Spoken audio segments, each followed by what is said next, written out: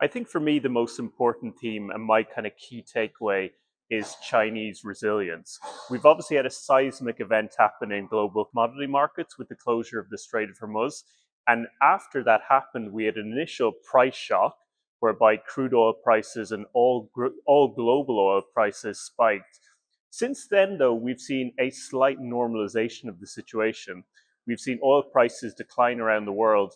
Now, one of the things that's been driving that has been lower Chinese imports. Chinese imports have plummeted really over the last couple of months, and that's helped rebalance the oil markets and kind of make up for some of the lost supply we've had coming into these last few months. Now, I think the thing that a lot of people are talking about here, and I think for all of us to think about, is how is this going to play out in the future? One thing that's striking when you visit China is everywhere you see evidence of the energy transition and a kind of evolution in energy markets. So you see wind turbines everywhere, and you also see electric vehicles everywhere. And that sort of speaks to a change that's happening and is going to continue to come in the Chinese economy. And obviously, that's something that can impact oil demand going forwards. I think some of the things that people have talked to us about has been that China was always uncertain with how it would deal with this kind of situation, a sudden reduction in the amount of crude oil supply that it was able to access. But interestingly enough, it's actually dealt with the situation really well. And I think that's going to be something that's very interesting for people to monitor going forwards. Well, I think that's where we might see an interesting contrast. As I mentioned, in China, we've got really quick electrification. We've got that energy transition happening. We've got a slow reduction in the reliance on crude oil imports. I'm not sure if that's the case in other Asian countries and other importing countries generally. I think a lot of those countries are maybe slightly behind where China's at and still rely heavily on crude oil imports and fossil fuels generally. Therefore, those other countries could feel the pain of the current shortage of crude oil more than China currently does.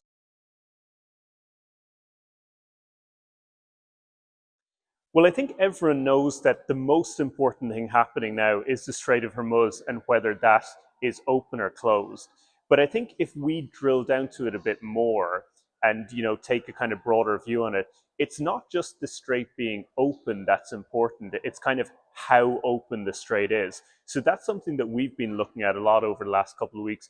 And indeed, we've published a white paper that outlines our position on the Strait of Hormuz and what we believe defines whether it's open or closed. So some of the things that we'll be looking at, and we know market participants are going to be looking at, is what's happening in terms of the vessels that can get in and out. So what sort of percentage of pre-war traffic can get into the Strait of Hormuz and also leave the Strait of Hormuz? We're also going to be thinking about things like insurance availability. How available is insurance to shippers who want to transit through the Strait of Hormuz? We're also going to think about the safety considerations of doing so. So, there's been talk about mines being laid in the Strait of Hormuz. Will that make certain ship owners and certain oil companies reluctant to get in and out of there? And also, I think once the Strait of Hormuz reopens, we want to see a kind of fairly stable period of exports happening to kind of fully reassure the market that the Strait of Hormuz is really opened. So I think just the kind of opening of the Strait of Hormuz, but drilling into the detail on that, will define a lot about what's going to happen in global commodity markets over the next year.